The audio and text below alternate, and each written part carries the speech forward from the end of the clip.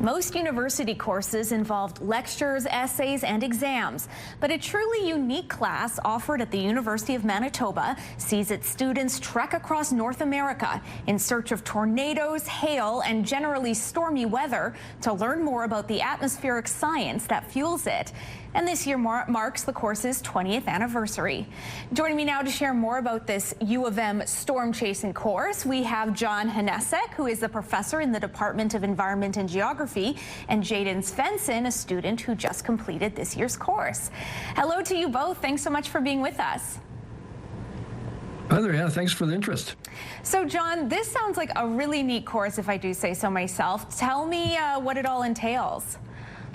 Well, there's sort of two major components. So the in-class component, we have students learn about the four main atmospheric ingredients that lead to tornadic storms. And then they learn about the tools and methods used to basically try and predict them as best we can, and try to utilize what we call nowcasting techniques to sort of refine your target area and sort of use it in kind of in the heat of the chase of the time periods. And then the second part of the course is sort of a 7 to 8 day field trip that puts the students' skills to the test as best they can. We put them in small teams for morning weather analysis every day, followed by student weather briefings. So they kind of tell us where they think we should go for to find the tornadoes of the day. And then the rest of the day is sort of spent driving to the initial target area and then using the nowcasting techniques to kind of refine that area, and then in the hope of seeing storms and tornadoes, of course. I'm sure you've been asked a million times. I'm sure it's nothing like the movie Twister. Safety is obviously very important, but I imagine just that experience of getting to see these storms in action, I imagine that's pretty useful for them, John. Yeah, certainly. Yeah, we always get really positive feedback from the students. A lot of them say it's the best course they've taken just because of the practical skills they get applied to the rest of their life, whether they choose a meteorology related career or not. So Jaydon, you took the class this year. What drew you to it?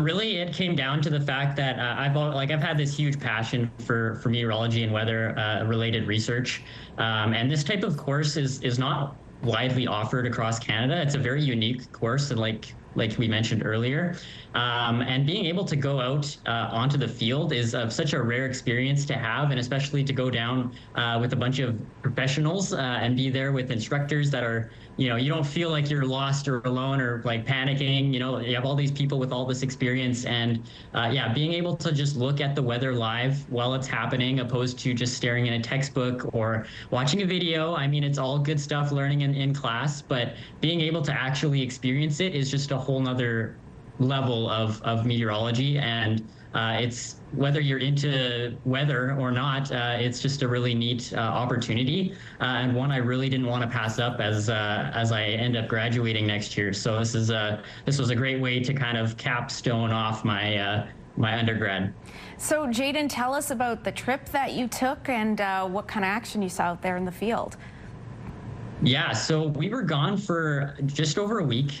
We ended up driving, I think, over 7,000 kilometers, which is a lot. But that being said, we were able to see a lot of different things. So our first day, we ended up going down to Omaha, which is obviously not nearby, but it was a great experience just being able to connect with our instructors while we were on these drives, because obviously we weren't chasing storms right away.